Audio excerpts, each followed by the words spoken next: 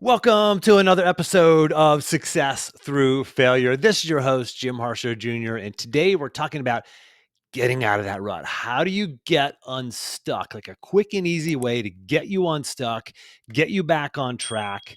A lot of times we get in these modes where we feel like we're just going through the motions and we kind of we know we're operating at a lower level than our potential. We feel like a failure. We feel like we're getting stuck in mediocrity.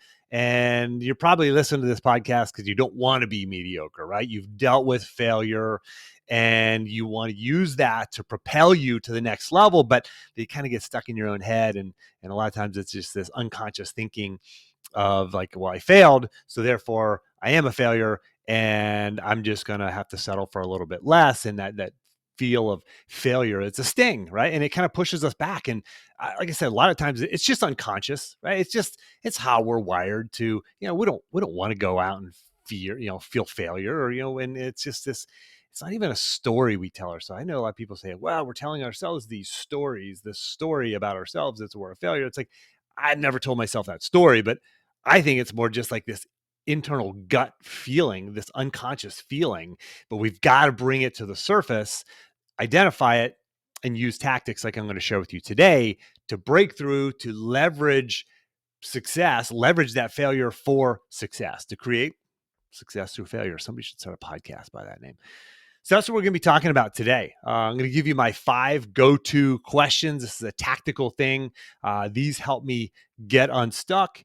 This is all about the productive pause. You can't just listen to this episode, think about this stuff a little bit, and go on about your day. It's not going to create results, right? And if you don't actually take action from this, if you don't hit the pause button, it doesn't have to be long. It can be 30 seconds or a minute or 5 minutes. You can do it on your phone, some journaling on your phone. You can speak this out loud, right? If you're driving in your car, you're out for a workout or run right now, you can speak this stuff out loud. I actually just did this over the summer. I was out for a run, felt like I was a little bit stuck, and I just had this wide open conversation with myself running down the street in Michigan. We were on vacation. I was out for a run, and it was awesome. I came home with this total new breakthrough, felt just totally unstuck. You've got to do this, right? So what is the productive pause? Well, if you've been listening to the podcast for any length of time, you know what this is. So say it with me. Here we go. A productive pause is a short period of focused reflection around specific questions that leads to clarity of action and peace of mind. That's what we all want. Clarity of action, peace of mind. Clarity of action, like, is this the right thing to do? Am I working on the right thing? Like, tell me exactly what I need to do and I will go execute it. And then peace of mind, knowing I've got a plan. Like, I've got a plan. I've done the productive pause. I have the clarity of action. I can put my head on the pillow at night knowing, hey, maybe I'm not there yet, but I've got a plan to get there, right? That is peace of mind. All right. So let's dive into this. I'm also going to actually make 2 quick recommendations here. Number 1, what we're talking about today is a quick fix, right? In episode 220, I talk about how to do a hard reset. All right. Today's a little bit simpler, quick and dirty, quick fix, easy wins, low hanging fruit. Episode 220, it's how to go a little deeper, right? So if you want to go a little deeper and really do a reset, that's going to be really powerful for you. If you really want to get to the root of this, then call me. Go to jimharshawjr.com/apply. You can apply for a free one-time coaching call with me, and we can talk about actually how to apply this stuff to your life. You can start getting results right away. So I was in Canada working with a client when I was thinking about it just a couple weeks ago. I was thinking about the quality of the results that we are going to deliver or help this company get to is going to depend upon the quality of the questions that we ask them. So I'm doing some management consulting with this company, and it's actually myself and my business partner, Dr. Tom Perrin. Dr. Perrin, he's elite. I mean, this guy has worked with some of the most elite sports organizations that you would know if I listed them off. I'm not going to list them off. I don't know if I have the liberty of doing so, but certainly some elite professional programs, as well as elite college programs, 1 or 2 of which are sort of like historically, the best at what they do. And this is who he works with. This is one of their secret weapons is Dr. Tom Perrin. But anyway, he and I were meeting with a technology company up in Toronto a couple of weeks ago. And I was thinking to myself, like the results that we get for this company are going to depend upon the questions that we ask them. And we're sitting in a room with their executive team, which, by the way, was just a fascinating little journey to just cross the border. We had to get COVID tests, the PCR tests, which are a little more reliable, and we had to make sure they were done within 72 hours of crossing the border. And we were crossing the border on a Sunday, and the place where we got our test, they didn't give you the results on Sunday. So we had to make sure we got them by Friday, which meant we had to give that 48 hours. So we had to get them on Thursday. So we crossed the border at like hour 71 of that 72-hour window. Fill out this whole app. If you're going to Canada, you got to fill out this app called Arrive Can. It's like a 20-step process, which actually makes crossing the border pretty easy. So anyway, we got across the border. There were some logistics. We decided to drive to avoid any flight hiccups and anything like that. It's like a 9-hour drive from Charlottesville. And we actually drove up on a Sunday. I got there and I was going to go for like a 6-mile run. I'm like, man, I got to get a longer run in. I'm doing a Spartan race in November. And I'm like, I'm doing a Spartan Beast, which is like a half marathon plus it's a half marathon plus like 30 obstacles. So I did a Spartan a couple of years ago. Is the one below that, it's a Spartan Super, and I got placed high in my age group, got qualified for the World Championship Spartan, which I'm sure, I don't know, I guess everybody in the top 5 or whatever probably in their age groups qualifies. But anyway, so I'm running another one here, and I end up doing 10 miles and a bunch of burpees. I felt like crap afterwards, but recovered for the next day when we worked with this company. So anyway, I'm up there in Canada thinking about this, thinking about you guys, the podcast listeners, and how I can help you get some of these results, get some results quickly. And these are different questions because obviously we're working with a company, a quickly growing company that's going global. And we're obviously aiming for different results than you and I are talking about here today. But the quality of these questions is really going to help you have the breakthroughs that you want to have, right? What are the questions you're asking yourself? I'm going to give you five of my go-tos. And by the way, the action plan for this episode is going to be a worksheet essentially for you. It's going to have these 5 questions. There's some other stuff listed as well, but the 5 questions are going to be listed there with some space underneath those for you to actually print this out and handwrite on it or download it, and however you want to do it. This will be like a worksheet for you. So I encourage you to grab the action plan for this. It's just go to jimharshawjr.com/action. If you've downloaded my action plans before, remember, you get the link. You get a secret link whenever you first downloaded the first ever action plan you've downloaded. You get that secret link. Make sure you bookmark that. Hang on to that because that's where all of the action plans are posted. There's a bunch of other resources there too. All right, so here's the first one. This is a Tim Ferriss question. And I don't know where he got it. I know he likes to compile these kinds of questions. But this question is this: what if you could only work 2 hours per week? What if you could only work 2 hours per week? It's an absurd question. It's ridiculous. You're going like, well, Jim, I'm working like 50, 60 hours a week right now. I'm overwhelmed. I can't get everything done I'm trying to get done right now. So asking this kind of question is ridiculous, but that's the whole point, is to get outside of your current thinking, to break the current thinking that you're using right now is getting you these results or lack thereof, and think about life and your work in a totally different way, right? This helps you identify what is most impactful, what is most important. When you identify what's most important, you know how to spend your time, and you start identifying. This helps you identify what is most important. What do I say yes to? And then what do I say no to? Because whenever you're clear on what you say yes to, it's going to help you say no to the things that aren't most important. And listen, we're talking about, I mentioned this as sort of like in your work or business, but this also can be, with your spouse. Like if you can only spend 2 hours per week with your husband or wife or significant other, what would you do? Would you stare at the TV?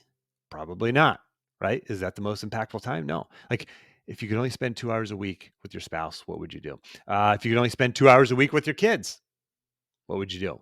If you could only spend 2 hours per week building your side hustle, what would you do? That was me, by the way, building my side hustle on just a few hours a week, more than 2. It was probably more like 5 to 7 in the early days because I was just waking up early and banging out an hour and a half of work almost every morning. But when you ask that question, if you sit down and actually either script it out, like answer this question like in a written form, or speak it out loud, you're going to get some clarity, a tremendous amount of clarity. It will give you clarity instantly. Okay. So that's number 1 of 5. All right. Number 2, I've heard this question from a lot of different people. There's a book called The One Thing. There's again, Tim Ferriss talks about this question in the with the concept of like from the perspective of like what's the lead domino. And it's this: what is the lead domino? What's the one thing? If you can accomplish that, if you can get that done, if you can solve that, everything else that's on your to-do list will either be easier or just obsolete because you've knocked over this one domino. What is that one thing? What is that one thing?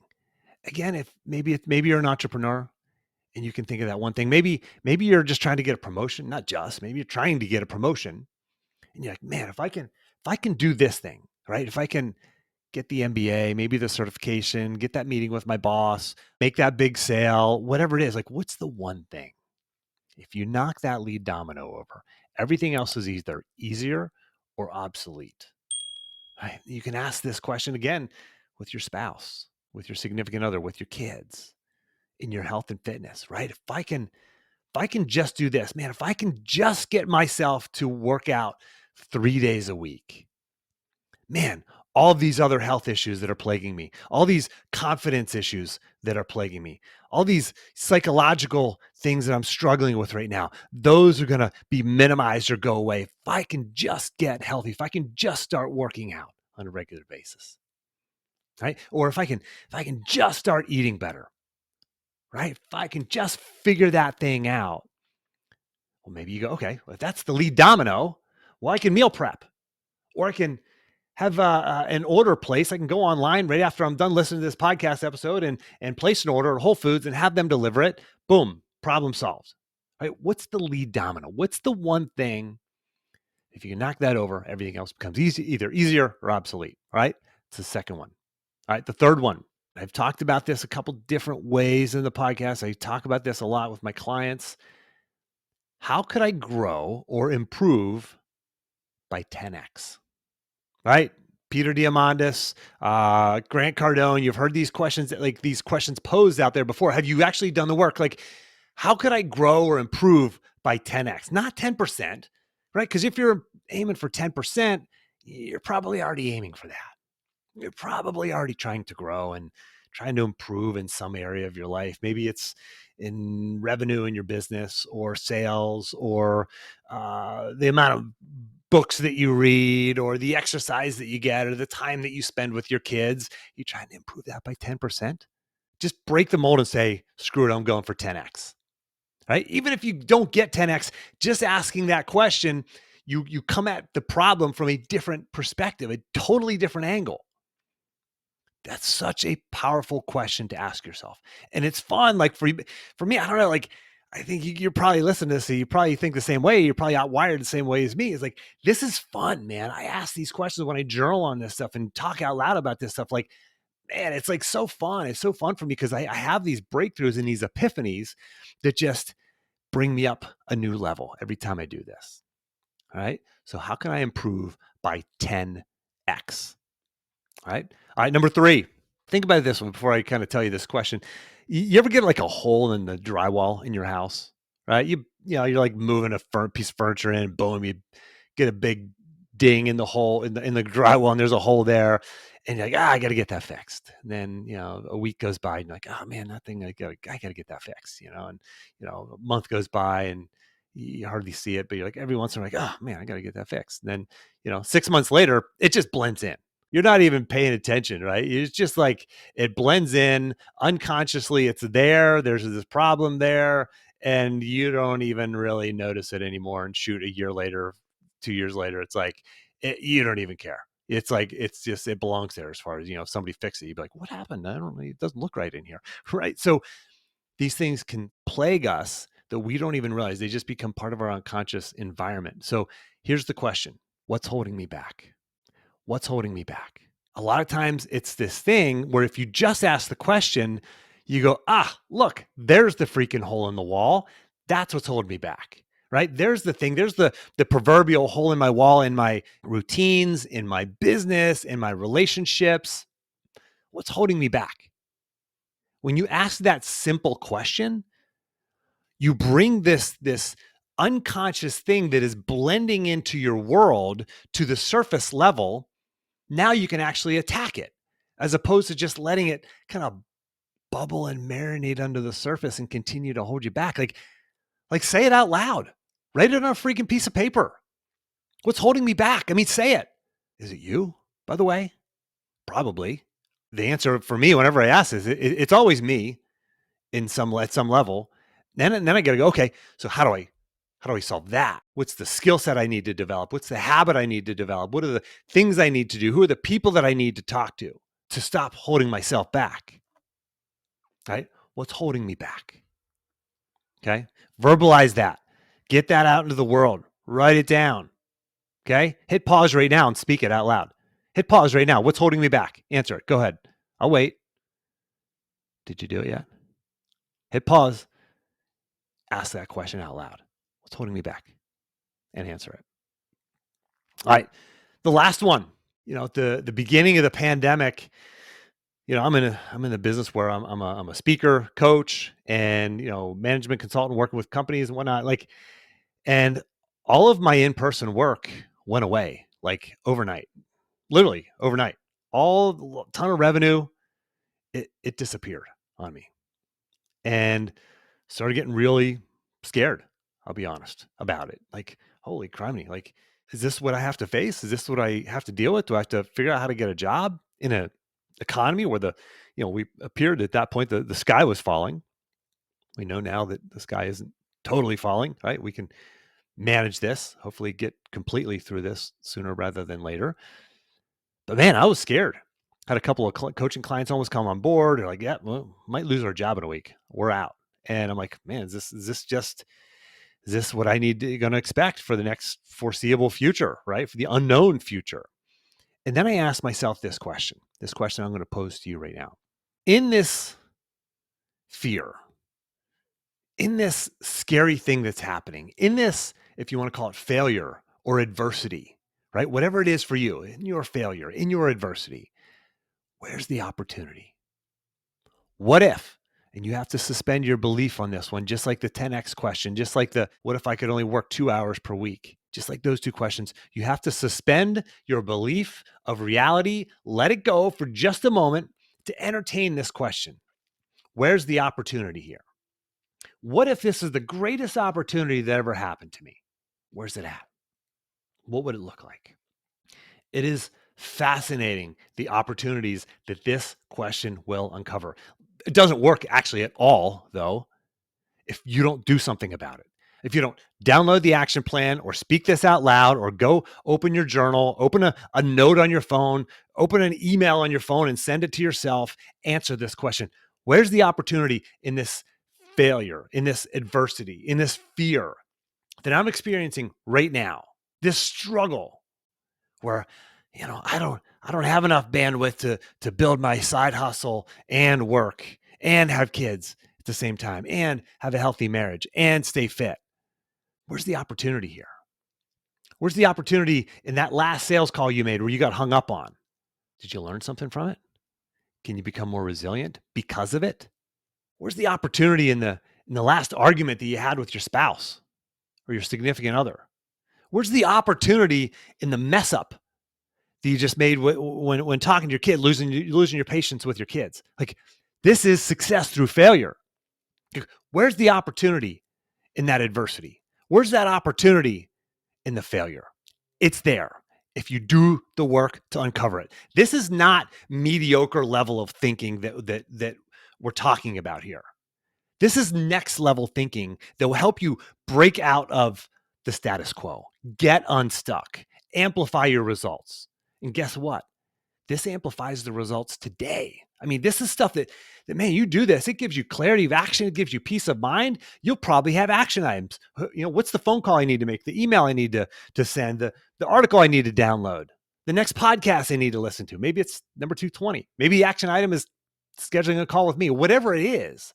Maybe it's setting up a meeting with a mentor or shadowing somebody or saying I'm sorry to somebody. Where's the opportunity? Where's the opportunity? All right. So you've got your 5 questions. I'm going to run through them again real quick. Number 1, what if you only had 2 hours per week to work on that thing, whatever it is, your relationship, your business, etc. What's the lead domino? What's that one thing? If you knock over that domino, everything else is either easier or obsolete. Number 3, how can I grow or improve by 10x? Not 10%. How can I? How can I? Not can I, how can I? When you add that word how in the beginning, it assumes there's a solution. Your brain now assumes there's a solution and you'll find it. Number 4, what's holding me back? What's holding me back? It's probably something obvious, but you're probably not doing everything you can about it. Last one, where's the opportunity here? In this failure, in this adversity, where is the opportunity? Like I said, I created a worksheet. Actually, Paulin, my assistant, who's listening right now, she's amazing, created an action plan from this. It's a worksheet. You can print this out. You can use it as a guide for you. You can post it on your wall. You can save it in your, wherever you want to save it on your computer. Like, use it. Use these questions and don't use them once. Come back to this. All right. Good luck. Take action.